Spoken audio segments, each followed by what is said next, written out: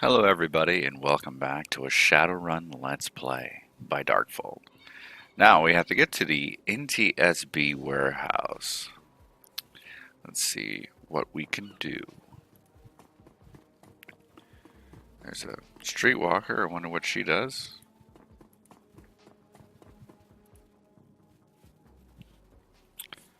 Hey, you looking for a good time? Know anything about the NTSB? Yeah, the bums around here have been stealing old crap from that place for years. Not worth my time though.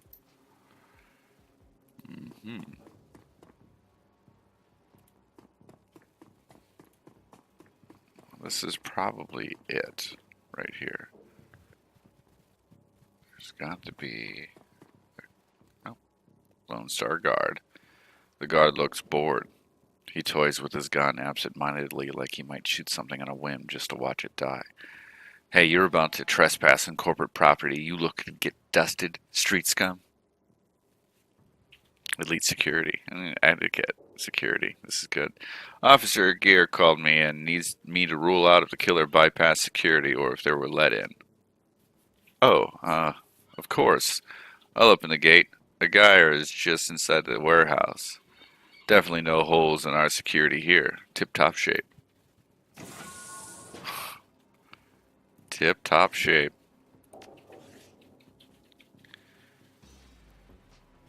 Increase my rifle. Yeah, that's what I'll do.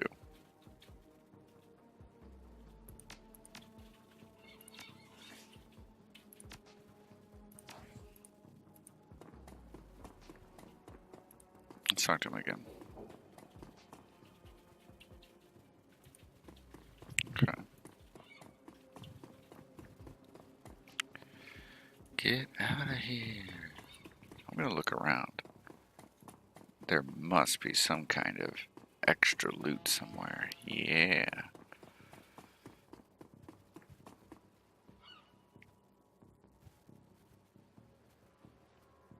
Send to the stash.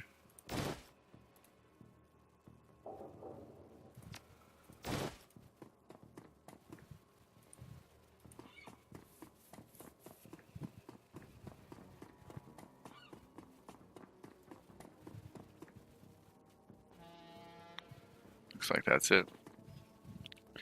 Off to the warehouse. See this Ripper victim.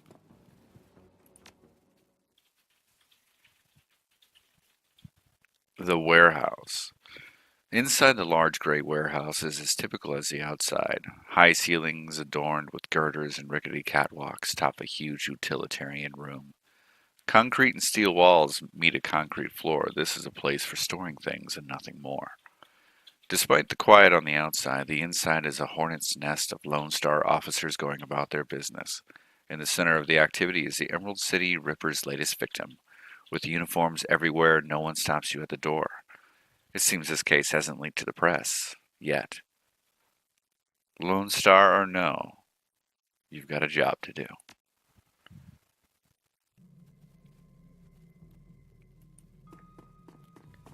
Speak with Agent Sergeant Akia, or Aguirre.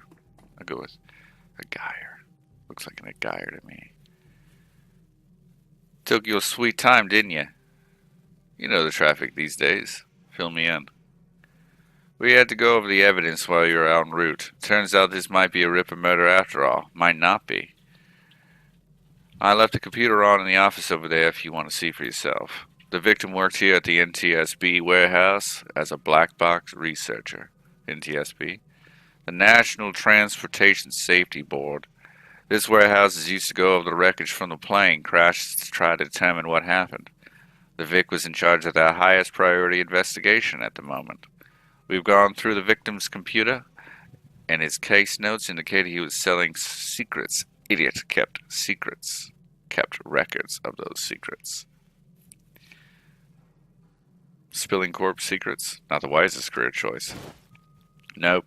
Some runner like you probably offered him to cover up his corpse master's involvement and trying to make it look like Ripper killing. Here's the office key. Check it out for yourself if you want.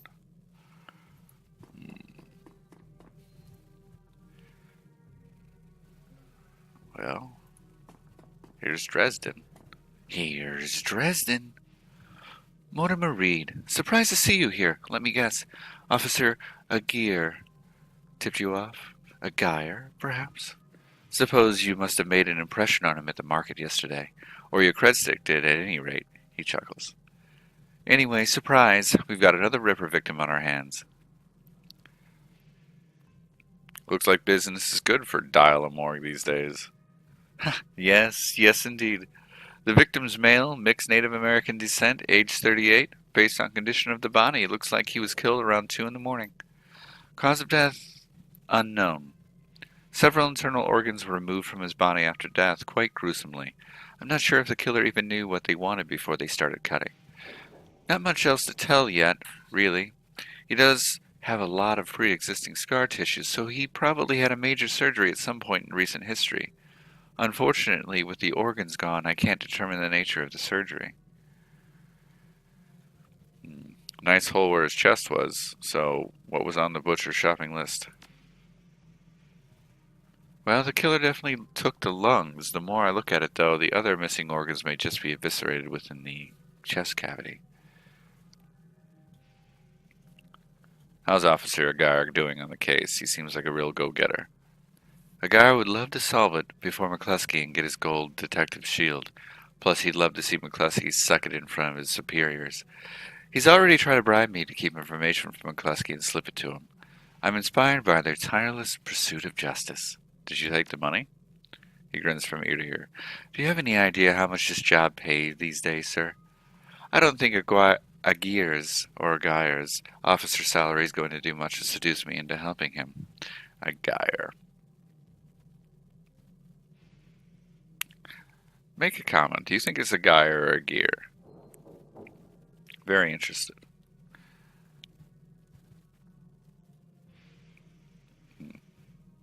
Who's that woman over there?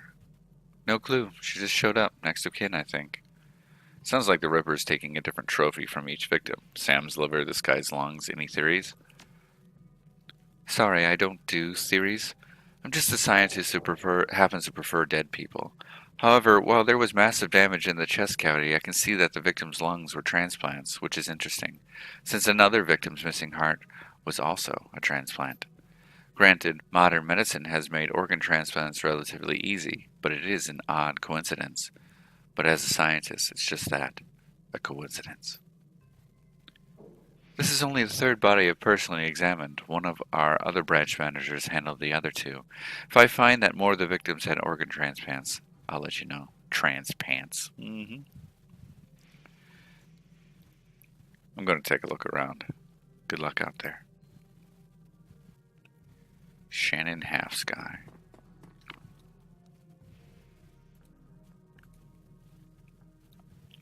You're not a cop.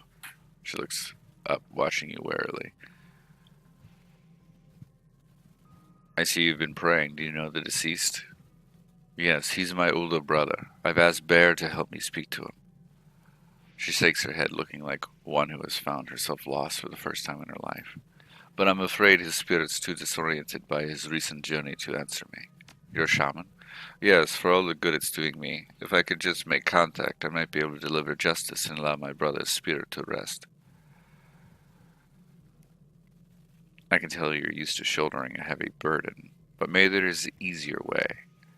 She looks at you, the flattery largely failing to affect her given the circumstances, but then inspiration dispels the dark cloud surrounding her. Perhaps. My brother's spirit's too weak, that's a given. But my brother's spirit may not be alone here this night. She closes her eyes and concentrates, droning a low chant you can barely hear. Yes, there are others, other spirits who may be of help. Her features harden in frustration, as if she's searching for something that remains elusive. Sighing, she opens her eyes and fixes you with a stare. But I can't do it alone. What do you need? This victim's warehouse contains the spirits of plane crash victims trapped between worlds. They wish to help, they wish to be heard, and I think they have something to say about my brother's murder. Lone Star won't let me in there, but you seem to have the run of the place. If you can find personal items that belong to the victims, I believe that I can summon a spirit to speak with us. I'll need at least 2 such objects. Can you find them for me? Of course. Find 2 haunted objects.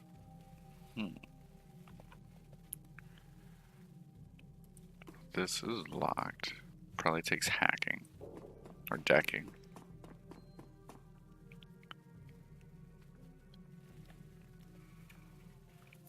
What's this way?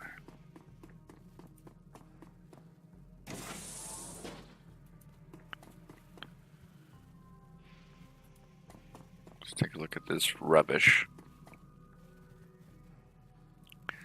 There is a large pile of old shoes on the ground next to the airplane seats. They could be discarded luggage or possibly the shoes worn by the occupants of the plane at the time of the crash.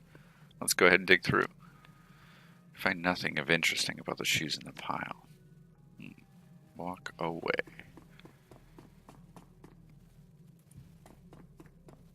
If I had a drone, I could probably send it through here.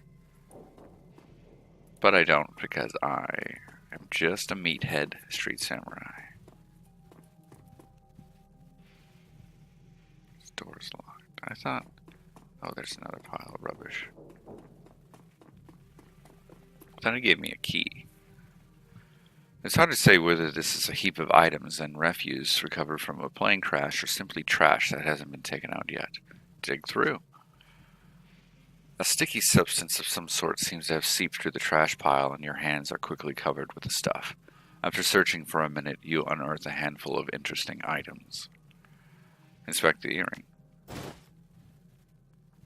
The earring is made out of burnished steel formed into the shape of a small salmon. An intense primal fear washes over you as you touch its surface. This must be one of the items the shaman was looking for. You take it. Inspect the dented lunchbox. A dented tin lunchbox has seen better days. You can barely make out the face of a grinning troll on the front. Inspect the cred stick. Surprisingly, the cred stick is still functional. You slot it into your PDA and 200 yen is added to your account. New yen.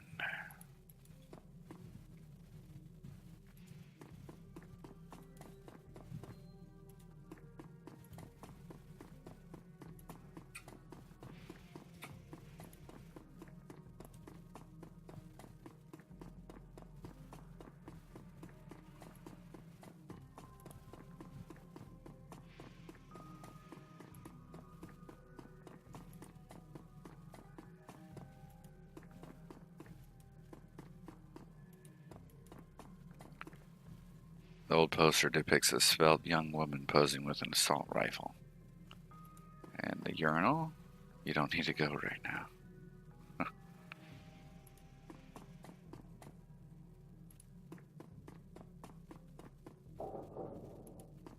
Is this the exit?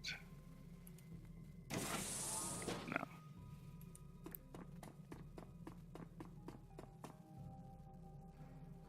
Let's check the computer. The researcher's worked cyber terminal has been left on, presumably by the Lone Star investigators.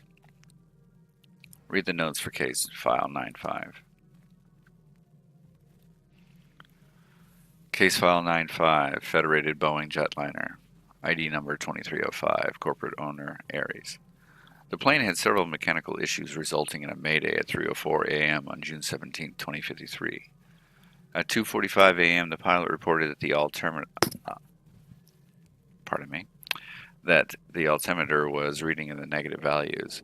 At 2:49 a.m., the co-pilot takes over the controls as the pilot leaves the cabin to investigate the rear of the plane. 2:58, the pilot cannot be contacted or located by a plane steward. That's not good. 3:04 a.m., the co-pilot radios in a mayday. At 3:12, the plane crashes into an empty field in the western Dakota. Case file 96. Case file 96, Pratt & Whitney unmanned, ID number 327, corporate owner Ares. It's all been redacted. Case file 98. File's been corrupted. Let's see what the researcher's private notes are.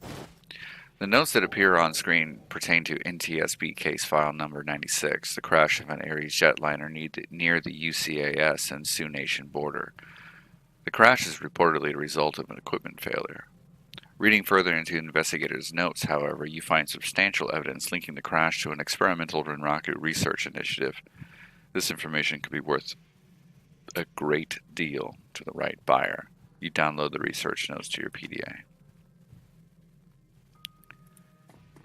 I'm gonna go ahead and check this locker over here when it comes back out. This appears to be the victim's locker. The door is slightly ajar. Inside you see several of the dead man's personal items. Inspect the toothbrush. Still wet from being used. It smells of mint and cigarettes. And a comb. As you reach for the comb, the hair on the back of your hand stands on end. And when you take it off its little shelf, your heart thumps in your chest hard. This must be one of the items the shaman was looking for. You take it. Okay, so we have 2 of the items. Let's go talk to Halfsky.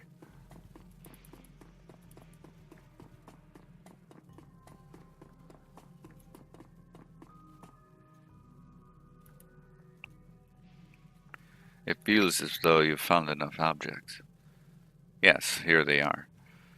You hand her the objects you found. She closes her eyes and chants over them for a while. When her eyes open again, they are filled with tears. Thank you. These items are all I will need. It shouldn't take me long to... What the hell is this?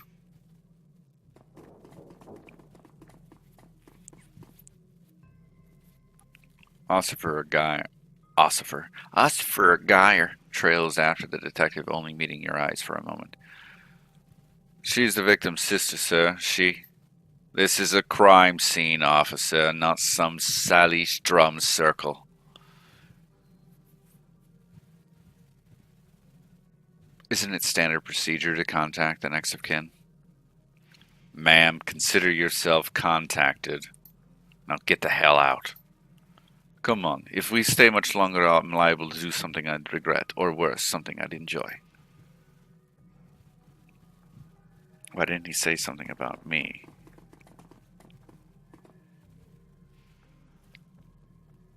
Let's talk. That man is an ass. She stares daggers at McCluskey from across the warehouse. But there's no helping it now. I should just be grateful that you were able to collect these items before these clods carted everything off. Can we still summon the spirit? Not from here, I'm afraid. Spirits such as these have domains to which they are anchored. We need to get back in there. Rent-a-cops like these won't tie up the place for long. Agreed. I expect it will be clear by nightfall. You sure you're up for this? If it means your brother's killer doesn't take another life, then yes. Thank you. Now, since we have the time, we should probably enlist some help. They may post security overnight. And I'm going to go out on a limb and say you know where to find the kinds of people we need. Just smile. Good, I'll put up the money, if you find the bodies. She produces a fistful of crumpled new yen from inside the leather pouch, starts to count it out, and then shoves the whole wad at you. Meet me back here at midnight. The spirits will be strong then. Return to the seamstress's union. As you start to leave the warehouse, your comlink chirps and the face of Coyote pops on the screen. Coyote looks tense. Hoy, Mortimer Reed. You in the middle of something? Just getting jerked around by the Lone Star, same old thing. I hear you. Her jaw sets. I don't know if I ever told you this, but I was born in the Royale. BTL pushers like CVJ ran the squats. Ran my world when I was growing up. I remember. She looks relieved. Wiz. I have a cousin, Gino, who's been missing for months. He hit the sprawl about a year ago and immediately fell in with some tweakers. Bad guys. They hooked him on high-amp dream chips and started using him from all sorts of dreck. I tried to help him, but he pushed me away. Then he disappeared. I've been shooting up BTL labs ever since trying to find him. You're on a crusade. Maybe. That's what Mrs. Kubuta calls it. Her face lights up. She's running hot. Has a serious edge. I know exactly where he is this time. Got an old friend who eyeballed him herself. I'm on my way. Paco's with me, but we could use another hand. You in? I need you right now.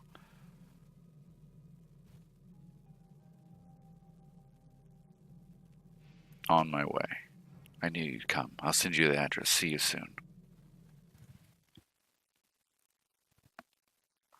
Coyotes Crusade. The cluster of dilapidated buildings where Coyote told you to meet her appears to be the remnants of a public housing project. The buildings look like a cesspool filled with human debris. You find her standing with Paco on a street corner, eyeing the roofs, the doorways, the windows. Despite his attempts to engage her, Coyote barely says a word as the three of you weave your way through the tenements. She walks purposely, her new cyber hand flexing open and closed with each step. It's unclear whether the action is voluntary or not. You circle around the back of a building, and Coyote jumps up, grabs the bottom rung of a fire escape ladder, and pulls it down. Without a signal, she starts her climb towards the roof. Paco looks at you worried and starts up the ladder. Thanks for meeting us, Mortimer. I owe you one. No sweet. No sweat. It's a great phrase from Shadowrun. No sweat. I figured you could use the backup. Yeah, you never know what sort of firepower to expect with one of these BTL squats. She brightens. Oh hey, listen, I got good news for you. You know Sam's sister Jessica? One of my contacts found her for me while you were here, on your way here. I called her and asked her to meet you at the Union later today. Hope that helps. Good job, thanks. She looks at you, her scarred face soft. Least I can do. Alright, let's get this done. My cousin Gino should be in one of the squats past the door up ahead. I hear there's a whole lab set up in there. From my experience, there's usually a lookout watching for cops outside and a guard at the door inside. Like I said, I don't know how much firepower to expect, but these guys are nasty, so stay on guard. I just want to get in, grab Gino, and get out. Right behind you, babe. Let's do this.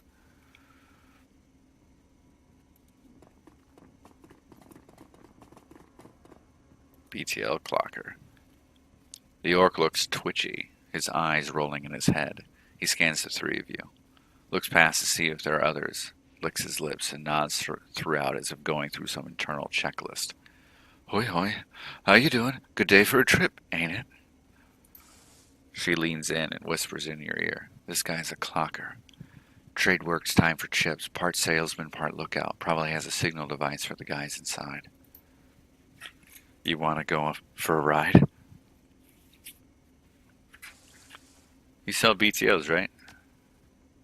He grins a lopsided grin. Oh yeah, chummer, oh yeah. Better than life, definitely better. Dream chips, mind better, SimSense without peak limits, high octane intensity.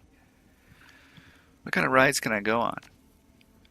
We got it all of it. We got it all, yeah. What you want to do? You want to do some crime? You want to be bad? We can hook you up. Don't roll that way. Want to be a hero? Be a hero. We got fairy tale direct chummers love. You know it. You name it. We know it. And you can slag and frag to your heart's content. That's the real thing, right? Slagging and fragging. Slagging and fragging. Slagging and fragging. Slap that meat. Don't matter what the trip is as long as there's slagging involved, right? Coyote's eyes are hard. Her pupils tight like pinpricks of hate. You do snuff too, don't you? The clocker looks around, more nervous now. Maybe, yeah. Maybe. For the right price, you can feel it. What it's like to die, what it's like to kill. How does this place operate? How do we get in? That's the best part. The best part. It's a lab. They test the new stuff here, the hottest track. You can place a special order and they'll make it happen. You buy a pass card from the guy at the door. It'll get you in and out anytime you want. Then you can buy a beetle and slot right there. Our guys guard you while you're chipping. Safest way, chummer. Safest way. Just let me in. I'll see you around after this. Probably see you lots.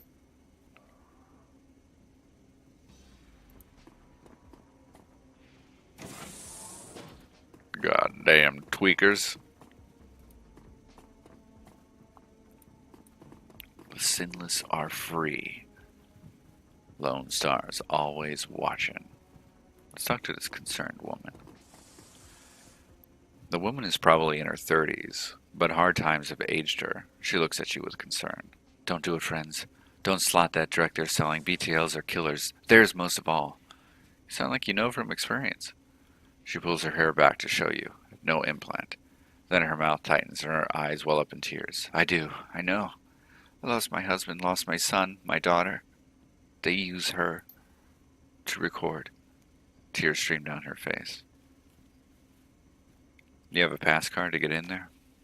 No, but Jamal has my son's card. Took it off him when his brain fried. Jamal's down the hall. Don't know if he'll give it up, but that's between you and him. What kind of guards do they have in this place? She looks around, frightened, and whispers, "They're serious. This place is backed by the Yakuza. Japanese mafia. Oh, man. How many and what kind of firepower? There's a guy in the door, Charlie. He sells the passes to get in. He's not tough. Blind in one eye. There's another 5 or so wandering around. 2 of them are bad news, covered in magic symbols. Mean." She's amped and ready. 5 or 6. That's not so bad. We have surprise on our side. Any chip heads inside the lab? Yep. All day, all night, and they can be dangerous too. Chip heads? Dangerous? Once someone's shipped, they can send them any program they want, make them do whatever. Turn them into whores, killers, anything. We're looking for a kid named Gino. You know him? Who doesn't? He's here all the time. Gino's a clocker. Trades his time for chips, like their little errand boy. I saw him go in there this morning. Hasn't come out, so I imagine he's riding a dream chip. Gotta go.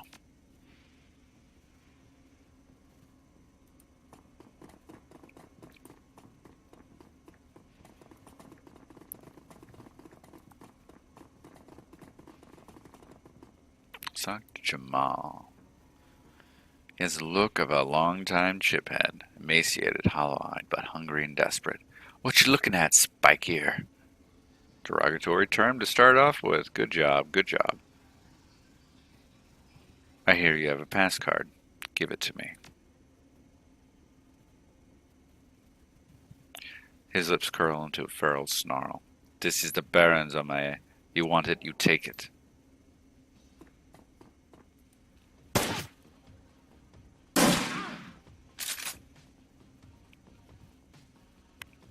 Well, this is going well.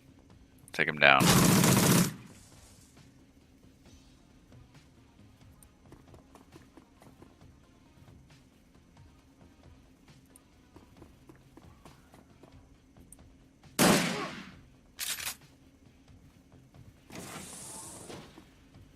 Don't worry, I got you guys covered.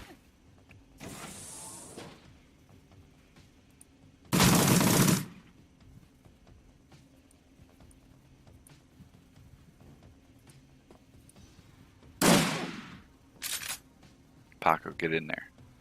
Finish him off.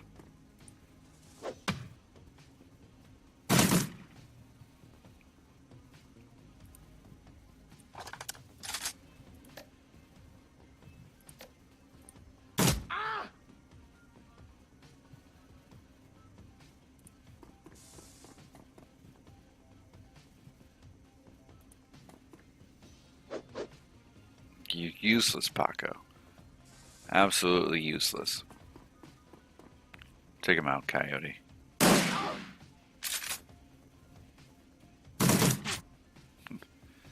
All that dodge work has been paying off.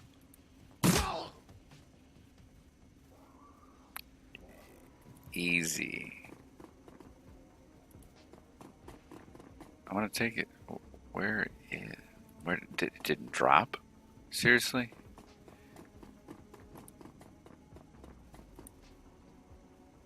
It's fine. Charlie dropped a notebook. Let's leaf through it. The notebook contains lists of illegal SimSense rides and the names of clients who have purchased them. I'm looking for the BTL names. Better Life runs the gamut from fantasies like I Can Fly to real-life recordings such as Bum Killer. The list of rides doesn't seem to have much value. Let's see the interesting client names. Upon further examination, the client list is more than a simple list of names. It also contains private information about some of the more well-to-do or connected clientele.